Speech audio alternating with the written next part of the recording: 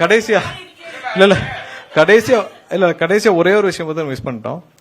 Transformer கொள்முதல்ல நடந்த ஊழல்கள் உங்களுக்கு தெரிஞ்சிருக்கும். அதே பேட்டர்ன்ல நம்ம தேடிட்டு இருந்த விஷயங்கள்ல கண்டக்டர்லயும் 9 டெண்டர்ல சுமார் 1028 கோடி அளவுக்கு 9 டெண்டர்ல முறைகேடுகள் கண்டுபிடிக்கப்பட்டு விசாரணைக்கு உத்தரவிடப்பட்டுள்ளது. விரைவில் வழக்கு பதிவு செய்யப்படும். 9 டெண்டரு அதே பேட்டர்ன்ல அதே இடத்துல ஒரு முறைகேடுகள் கண்டுபிடிக்கப்பட்டு அதற்கான உத்தரவுகளும் கடந்த சில நாட்களுக்கு முன்னால் கொடுக்கப்பட்டுச்சு. விரைவில் அதற்கான வழக்குகளும் தொடுக்கப்பட்டு விசாரணை நடைபெறும். அது வந்தனு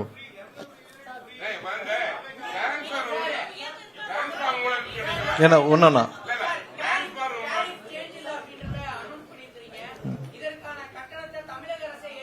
டேரிஃப், அதாவது டேரிஃப் கடந்த வருஷத்துல டேரிஃப் இன்க்ரீஸ் ஆனனால இப்ப கஸ்டமர்ஸ்க்கு, அதாவது கமர்ஷியல், அது ஹவுஸ் ஹோல்ட் டொமஸ்டிக் கஸ்டமர்ஸ்க்கு இன்க்ரீஸ் இல்லாம அந்த சுமையை அரசு ஏற்கும்னு சொல்லிட்டு இண்டஸ்ட்ரியல் கமர்ஷியலுக்கு அதை அப்படியே விட்டுட்டாங்க. ஸோ அது நம்ம தான் இப்போ ரைஸே பண்ண போறது இல்லையா, நம்ம தான் இன்க்ரீஸே பண்ண போறது இல்லையா, அப்புறம் எதுக்கு அதை கடன் சுமையாக ஏறும்? அது சுமையெல்லாம் ஏறாது. நம்ம இன்க்ரீஸ் பண்ணல. போன மாசம் என்ன டேரிஃப் இருந்துச்சோ அதே டேரிஃப் கண்டினியூ ஆகும். இந்த வருஷத்துக்கான ஒரு டேரிஃப் சேஞ்ச் இருக்குல்ல, அந்த 3.58% அது பண்ண போறது இல்ல. கடந்த வருஷம் 3.31% பண்ணிருக்காங்க. அது பண்ணிருக்காங்க. நம்ம அந்த மாதிரி எதுவும் பண்ண போறது இல்லையா, அதை ஸ்டாப் பண்ணிருக்கோம்.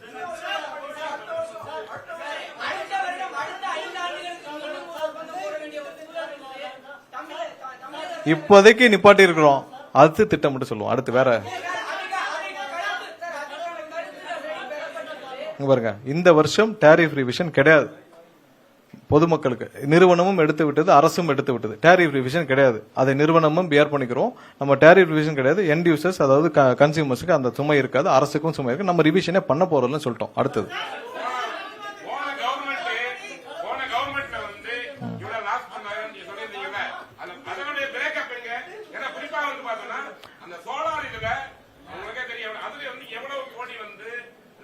முறைகேடாக சோலார் பேனலுடைய அப்ளிகேஷன்ஸ் ப்ராசஸ் செய்யப்பட்டு முறைகேடாக ஆயிரக்கணக்கான மெகாவாட்டுகள் கொடுக்கப்பட்டது. அதோடைய மொத்த அசஸ்மெண்ட் எடுத்துட்டு இருக்கோம். ஒவ்வொரு நாளும் எதெல்லாம் முறைகேடாக 20 நாள் 25 நாள் ப்ராசஸ் பண்ண அப்ளிகேஷன்ஸ் எல்லாத்தையும் கேன்சல் பண்ணிட்டு வரோம். யார் மேலாம் சந்தேகம் இருக்குதோ, லோட் ஃப்ளோ இல்லாமல் பண்ணவங்கலாம் அங்கே நிறுத்தி வைக்கப்பட்டுள்ளது. ஸோ அதில் முழுசும் இது எல்லாத்துலயும் பார்த்தீங்கன்னா எங்கேயுமே டிஜிட்டல் டேட்டா இல்லை, எல்லாம் மேனுவல் டேட்டா எடுத்து அசஸ் பண்ற வேலையில அதுல கண்டுபிடிக்கப்பட்டது இந்த கண்டக்டருடைய ஊழல் எல்லாம், அந்த முறைகேடு எல்லாம். அந்த டெண்டர்ல 9 டெண்டர்ல நடந்த முறைகேடுகள் எல்லாம் அசஸ்மெண்ட் போயிட்டு இருக்கு. எல்லாத்தையும் ரிவைவ் பண்ணிட்டு இருக்கோம். மொத்தமா தமிழகம் முழுவதும் இருக்கிற அனைத்து டிஎன்ஏபியில் இருக்கிற ஸ்டாக்கும் வெரிஃபிகேஷன் பண்ணிட்டு இருக்கோம். எவ்வளவு ஸ்டாக், எவ்வளவு டிரான்ஸ்ஃபார்மர் இருக்கு, எல்லா ஸ்டாக்கும் வெரிஃபிகேஷன் வந்து கடந்த 2 வாரங்களா போயிட்டு இருக்கு. ஒவ்வொரு இடத்துலயும் அதை வீடியோ ரெக்கார்டிங் பண்ணி ஊழியர்கள் 40 டீமுக்கு மேல போட்டு ஸ்டாக் வெரிஃபிகேஷனும் பண்ணிட்டு இருக்கோம். அனைத்தும் வெரிஃபிகேஷன் பண்ணிட்டு இருக்கோம். அனைத்தும் பண்ற வேலையை நடந்துட்டு இருக்கு. என்னப்பா இல்ல தெர்மல் எப்படி, தெர்மல்ல எப்படி ஃபங்க்ஷன் ஆகுது, அதோட செலவினங்கள் எல்லாம் காட்டிட்டோம். அதுக்குள்ள அடைக்கணும். அது தெர்மல் பவர் பிளான்டோடைய எக்ஸ்பென்ஸ், அதோடைய எக்ஸ்பென்ஸ், அதோடைய ரெவன்யூ எல்லாம் காட்டிட்டோம். அதுக்குள்ள அதோடைய எக்ஸ்பென்ஸ் இருக்கும். நம்ம கோல் வந்து ஒரு சில தெர்மல் பிளான்ட்டுக்கு தான் நம்ம இம்போர்ட் பண்றோம். மத்த எல்லாமே இங்க டிஎன்பிஎல் நம்ம என்டிபிசி மூலமா தான் நம்ம பர்ச்சேஸ் பண்றோம். எதெல்லாம் சந்தேகம் இருக்கு அதெல்லாம் நிறுத்தி வைக்கப்பட்டிருக்கு. அடுத்தது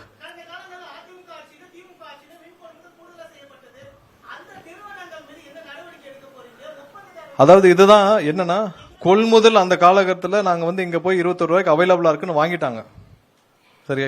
இது வந்து கடந்த ஆட்சியில 58,000 கோடி அளவுக்கு முறைகேடாக கொள்முதல் செய்யப்பட்டதுன்னு சொல்லிட்டு 2020-21 ஆண்டுகள்ல இருக்கிறது 58,000 கோடி அளவுக்கு இருக்குன்னு தெரியும்.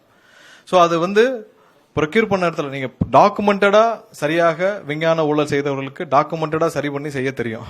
அதையும் மீறி ஒரு சில இடத்துல இருக்க கேப்ல தான் இந்த கண்டக்டர் மாதிரியான விஷயங்கள் நம்ம பிடிக்கிறோம். எங்கெங்கெல்லாம் வந்து அவங்க வந்து விஞ்ஞான முறையில் தெளிவாக 50 ஆண்டுகளா செஞ்சவங்களுக்கு இப்பயும் செய்ய தெரியாதா, அதுலயும் மிஸ் பண்ற விஷயங்கள் அந்த டிரான்ஸ்ஃபார்மர் ஊழல், இந்த கண்டக்டர்லாம் சின்ன சின்ன விஷயங்களை பிடிச்சிருக்கும். கண்டிப்பா எல்லாத்தையும் அவங்களும் விசாரிச்சுட்டு இருக்காங்க. அதில் முறைகேடு இருக்க அனைத்தையும் அதில் வழக்கு பதிவு செய்யப்பட்டிருக்கு. அதெல்லாம் செய்யப்பட்டும் வரும். வேறதான் என்னப்பா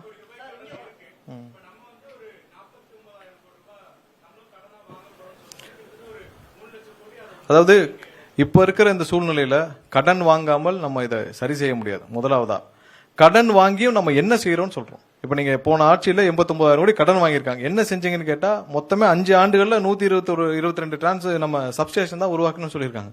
நம்ம இந்த 49,000 கோடியை நம்ம எப்படி செலவு பண்ண போறோம்னு காட்டியிருக்கோம். சோ இப்போதைக்கு நம்மளுடைய மக்களுக்கு, இந்த எண்ட் யூசருக்கு, இங்க இருக்கிற தமிழக மக்களுக்கு தேவையான இந்த மின் உற்பத்தியில, அவங்களுக்கு மின் பரிமாணத்துல, டிஸ்ட்ரிபியூஷன்ல ப்ராப்ளம் இல்லாம இருக்கிறதுக்கு இதை சரி பண்றதுக்கான வேலைகளை செய்வோம். அதை எப்படி யூட்டிலைஸ் பண்றோம்னு செய்வோம். அதே நேரத்தில் பேரலால நம்ம வந்து ரெவன்யூவும் இன்க்ரீஸ் பண்றதுக்கு ஆல்டர்னேட்டிவ் ரெவன்யூ சோர்சஸ் பார்க்கணும்.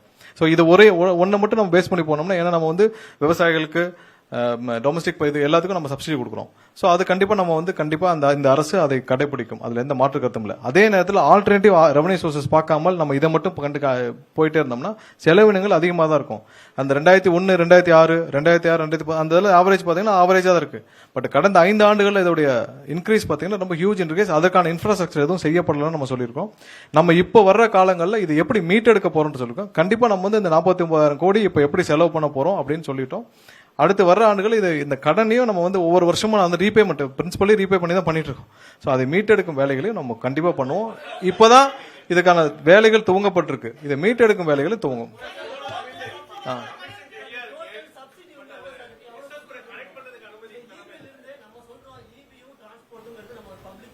இல்ல கண்டிப்பா நம்ம வந்து ஹேண்ட்லூம்க்கு போன வருஷம் என்னென்ன அதை வெளியிடுறோம். போன வருஷம் என்ன சப்சிடி கொடுக்கப்பட்டதோ அதே அப்படியே தொடருது.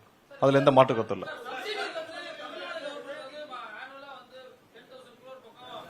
அதற்கு அதை விட அதிகமாவே இருக்கு. 19,000 கோடி கிட்ட அதுக்கான ஸ்பிளிட் அப் நாங்க வெளியிடுறோம்.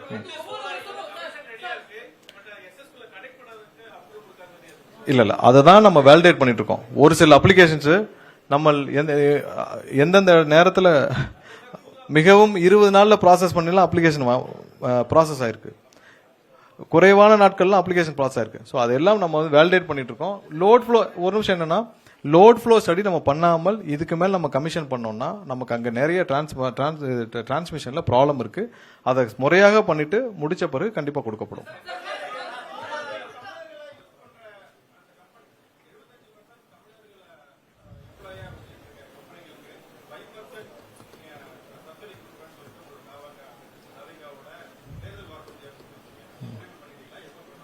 இல்ல இப்ப வர்ற நம்ம ஹையரிங் எல்லாமே வந்து நம்ம என்ன சொன்னோமோ அது மாதிரி தான் இருக்கும். இல்ல அதெல்லாம் இனிமேல் தான் திட்டமிட போறோம். இல்ல ஏற்கனவே பெண்டிங் என்னென்ன இருக்குன்னு பாத்துட்டு இருக்கோம். அது இனிமேல் தான் திட்டமிட போறோம். இந்த வெள்ளை அறிக்கையில இது வரைக்கும் கடந்து வந்து என்ன செய்ய போறோம் பண்ணிருக்கோம். மத்த இந்த மாதிரி விவசாயிகளுக்கு நீ எவ்வளவு நம்ம புது சர்வீஸ் கொடுக்க போறோம், இதெல்லாம் இனிமேல் வர்ற இல்ல இலவச மின்சாரம் கண்டிப்பா தொடரும். அதுல எந்த மாற்று கருத்தும் கிடையாது.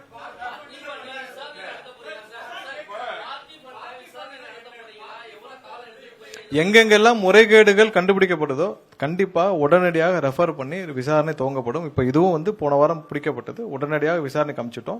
அதுவும் வந்து இன்னும் ஒரு சில நாட்களில் வழக்கு பதிவு செய்யும்னு கேள்விப்பட்டேன்.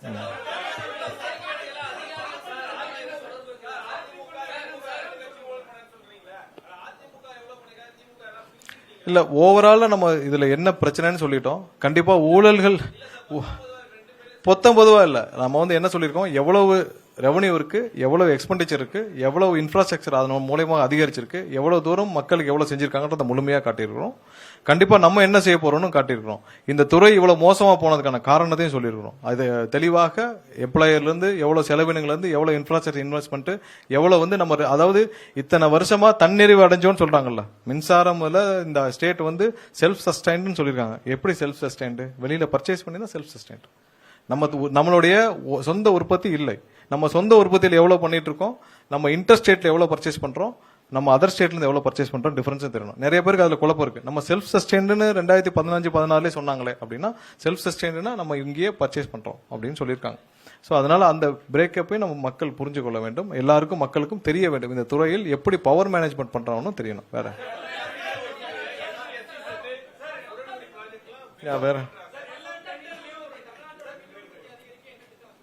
இல்ல அதுதான் இப்ப இருக்கிற ப்ராஜெக்ட் நம்ம வந்து இருக்கிற ப்ராஜெக்ட் முடிக்க போறோம். இது இல்லாமல் இந்த பவர் ரேட் இருக்குல்ல, நம்ம பர்ச்சேஸ் ரேட்டு, இதை குறைக்கும் வேலைகள் தான் நம்ம செய்ய போறோம். ஏன்னா இதுக்கு மேல நம்ம பவர் ஜெனரேஷன்ல பேரலா நம்ம ஃபோக்கஸ் பண்ணாலும், நம்ம அந்த பீக் மேனேஜ்மெண்ட்டுக்கு அந்த பம்ப்டு ஸ்டோரேஜ் மாதிரி பீக் மேனேஜ்மெண்ட்டுக்கு நம்ம பண்ணாலும், அதுக்கு தான் வந்து நம்ம பேட்டரி ஸ்டோருக்கு இப்போ இன்வெஸ்ட்மெண்ட்ஸுக்கு இன்னும் ஜென்ரேஷனுக்கு இன்வெஸ்டர்ஸ்க்கு மட்டும் தான் இப்போ நம்ம ஓப்பன் பண்ண போறோம். நம்ம இனி வர்ற காலங்களில் ஜென்ரேஷன்ஸ் கண்டிப்பா தனியாருடைய பார்ட்டிசிபென்ட்ஸ் நிறைய கொடுக்க போறோம். ஸோ வெளியிலிருந்து நிறைய இன்வெஸ்டர்ஸ்க்கு கண்டிப்பாக ஜென்யூனா அவங்களுக்கு தேவையான வசதிகளை செய்து அவங்களுக்கு எல்லா விதத்திலையும் உதவிகள் செய்து அவங்களுக்கு அலோவ் பண்ண போறோம். ஆனா நம்மளுடைய முதல் குறிக்கோள் இப்ப இருக்கிற அந்த பவர் பர்ச்சேஸ் ரேட் இல்ல, அந்த ரேட்டை இன்னும் குறைக்கும் வேலைகளை நம்ம செய்ய போறோம். ஸோ இதை தான் நம்ம நம்மளுடைய பவர் பர்ச்சேஸ்ல நம்மளுடைய டார்கெட்டா இருக்கும்.